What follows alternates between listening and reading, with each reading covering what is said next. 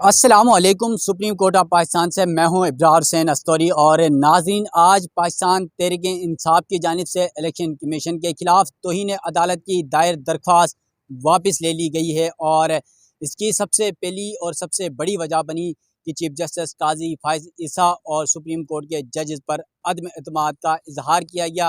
वकील लतीफ़ खोसा और शुएब शाहीन अदालत के सामने पेश हुए। तो आज यकीनन कमरे अदालत में क्या कुछ हुआ, अफजल जावेद साहब मेरे साथ मौजूद हैं, कमरे अदालत में मौजूद थे। जो है ना वो मामला टेकअप हो गया और फिर समाअत हुई। और समाअत में क्या कुछ हुआ, अच्छा इब्तिदा कैसे हुआ, आगाज़ कैसे हुआ, वक्फा होने वाला था, तो क्या कुछ हुआ? देखिए स्टोरी मुझे तो आज लग रहा है कि आज तो सरदार लतीफ़ खोसा को ना 100 में से 100 नंबर मिलने चाहिए। और जिस तरीके से आज उन्होंने चीफ साहब को क्लीन बोल्ड कर दिया और जिस प्लानिंग के तहत उन्होंने अपनी जो पिटीशन दायर की थी और जो वापस ले ली और कह दिया कि भाई हमने इस कोर्ट में ना अब हमने नहीं खेलना, अब हम आवाम की कोर्ट में जाके खेलेंगे। 25 करोड़ की आवाम की जो अदालत है अब उसमें फैसला होगा। जितनी कोशिशें उन्होंने करी थी पीटीआई ने, चाहे वो इलेक्शन कमीशन है, चाहे वो आला हमारी ये सुप्रीम जुडिशरी है यहाँ पर, तो लेवल प्लेइंग फील्ड तो मैं कहता हूँ उनको बिल्कुल नहीं मिली। बड़ी अफसोस की बात है। लेकिन आज जैसे 11 बजे टीम बजी, आ गया कोर्ट स्टाफ, आ गया जजेस के पीछे आ गए, कुर्सियां हटा ली गई, चीफ जस्टिस साहब खड़े हुए, काजी फाइजी साहब फिर एकदम से बैठ गए। उन्होंने देखा रिपोर्टर्स जो हमारे सुप्रीम कोर्ट के फेलो रिपोर्टर्स भरा हुआ था कमरा अदालत, वो सब के सब वापस चले गए। सिर्फ 3-4 जो बिल्कुल कॉरिडोर का नुक्कड़ था, हम देख रहे थे कि चीफ साहब उठ के चले जाए अंदर, कोई शरारत ना करे।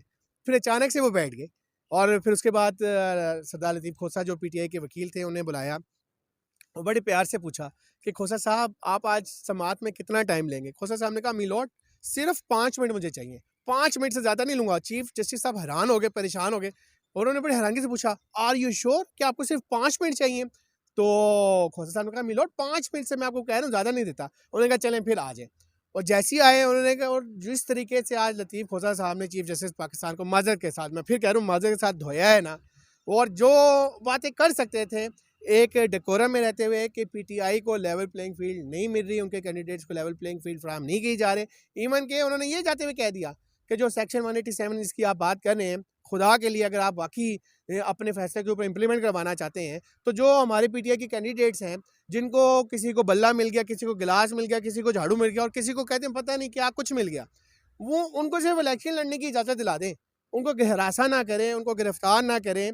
तो अगर ये चीज़ भी नहीं कर सकती तो फिर तो अल्लाह ही हाफ़िज़ है। और मुझे लग रहा था कि चीफ जस्टिस बार-बार उनको रोकने की कोशिश कर रहे थे, उन्हें टोकने की कोशिश कर रहे थे कि हमें बोलने दें, ये दूसरे केस का मामला है, इस केस में ना लेकर आएँ, ये और मैटर है, वो और मैटर था। वो मैटर मैं हैरान हूँ, 2 रोज़ पहले जो आपने 10-11 घंटे यहाँ पे सारा दिन रात 12 बजे तक जो आपने कोर्ट रिपोर्टिंग की और फिर रात 12 बजे करीब जब ऑर्डर आया और बड़ा मुख्तसर सा ऑर्डर सुना के चले गए, तो अपने 2 रोज़ उस ऑर्डर के ऊपर पहरा नहीं दे सके और खुद ही वजाहतें देते गए। एक तरफ लतीफ़ खोसा साहब को वो खुद कह रहे हैं कि भाई दूसरे केस का मैटर है, इस केस में डिस्कस ना करें। तो चीफ जस्टिस पाकिस्तान काजी फायज़ ईसा साहब उस मैटर को खुद क्यों डिस्कस करें और खुद क्यों वजाहतें दे रहे हैं कि इलेक्शन कमीशन बार-बार पीटीआई को कहता रहा है कि भाई आप इंटर पार्टी इलेक्शन करवा लें, ये रिकॉर्ड लें। वो बातें चीफ जस्टिस पाकिस्तान बराबर साहब भी सुप्रीम कोर्ट कवर करते हैं।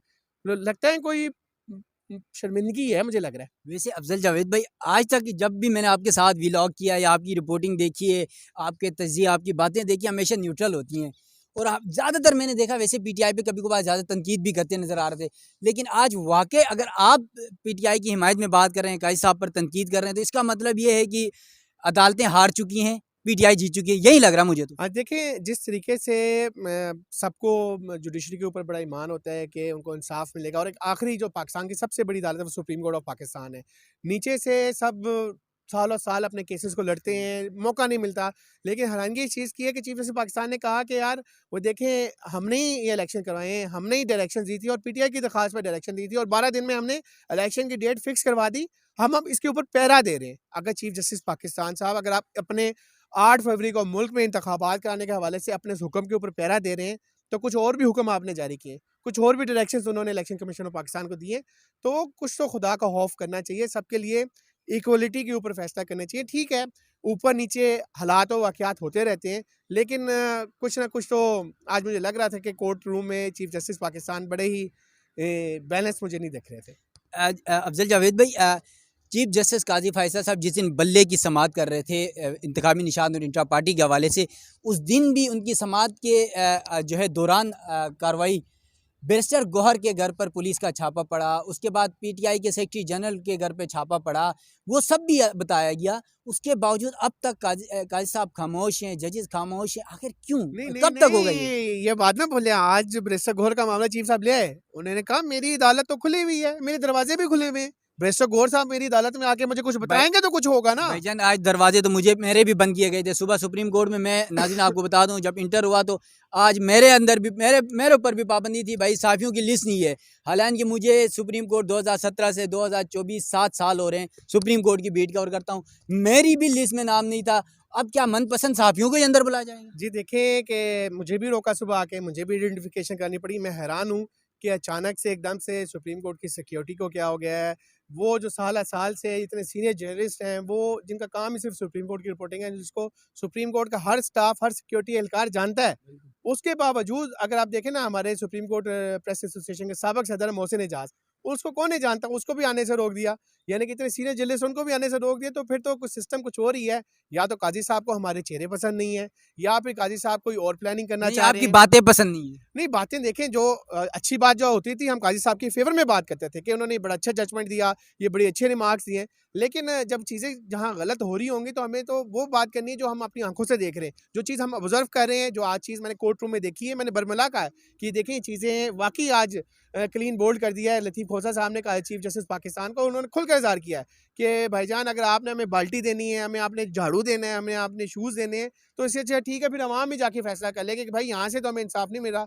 अब खेल अवाम के पास है कि अवाम ने किसको वोट देना है। ज़ाहिर बात, अवाम जिसको वोट देगी वो बरसर इक़्तिदार आ जाएगा। अच्छा, ये बताइएगा कि सुप्रीम कोर्ट में आज पाकिस्तान तहरीक इंसाफ ने जो दरख्वास्त वापस लिए, आप बतौर सहाफ़ी क्या समझते हैं कि वाक़ई पाकिस्तान तहरीक इंसाफ का आज का ये फैसला दुरुस्त था कि उन्हें दरख्वास्त वापस लेनी चाहिए? देखिए, जिस तरीके से पिछले 2 वीक्स से मैं कहूँ कि जिस तरीके से सारा प्रोसीडिंग्स चल रही हैं, चाहे वो पेशावर हाई कोर्ट है, चाहे वो लाहौर हाई कोर्ट है, चाहे वो इलेक्शन कमीशन है, चाहे वो सुप्रीम कोर्ट ऑफ पाकिस्तान है, कि जिस तरीके से पीटीआई को बैकवर्ड किया जा रहा था और अपने उनको कहीं से भी कोई रिलीफ नहीं मिल पा रहा था। जो एक थोड़ा-सा रिलीफ मिला वो सेट असाइड कर दिया सुप्रीम कोर्ट ऑफ पाकिस्तान ने, पेशावर हाई कोर्ट का हुक्म।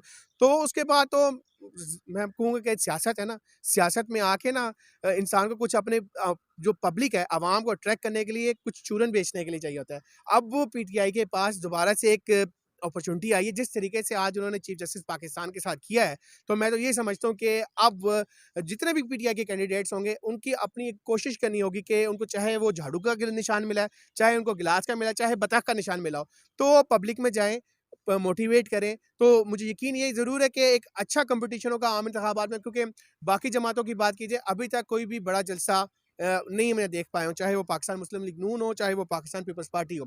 तो एक अच्छी इनसे बड़े जलसे तो मरवत करते जा रहे हैं। चलें, वो मरवत साहब का एक अपना स्टाइल है, वो उनका एक अपना के प्रोग्राम तो बढ़ गया, बस वो प्रोग्राम के चक्करों में लगे रहते हैं।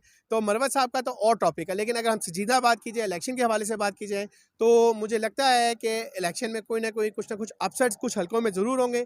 जहाँ पर पीपल्स पार्टी की सपोर्ट होगी, वहाँ पे पीपल्स पार्टी नहीं जीतेगी। जहाँ पर नून लीग की सपोर्ट होगी, वहाँ पे नून लीग की। लेकिन जहाँ पर पीटीआई की सपोर्ट होगी, बल्ला बेशक ना हो, अगर जो कैंडिडेट स्ट्रांग होगा, जिसका फुटवर्क अच्छा होगा, वो ज़रूर इलेक्शन में कामयाबी हासिल करेगा। अच्छा, अफजल जावेद भाई, आपने यकीन इतने जो है यकीन से कह दिया कि पाकिस्तान तहरीक इंसाफ का उम्मीदवार अगर आज़ाद भी आ जाए तो वो जीत जाएगा, क्योंकि अवाम के हम सब देख रहे हैं।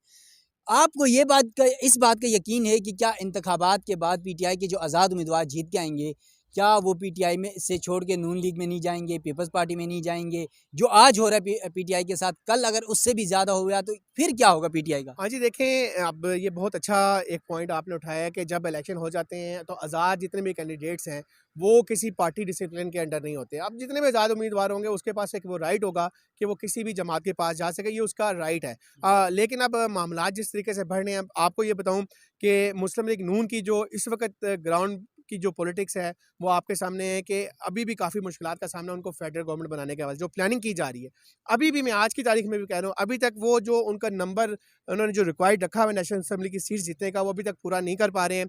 तो परेशानी तो उनके भी कॉरिडोर्स में भी बहुत ज़्यादा है कि किस तरीके से गवर्नमेंट को फॉर्मेशन करनी है।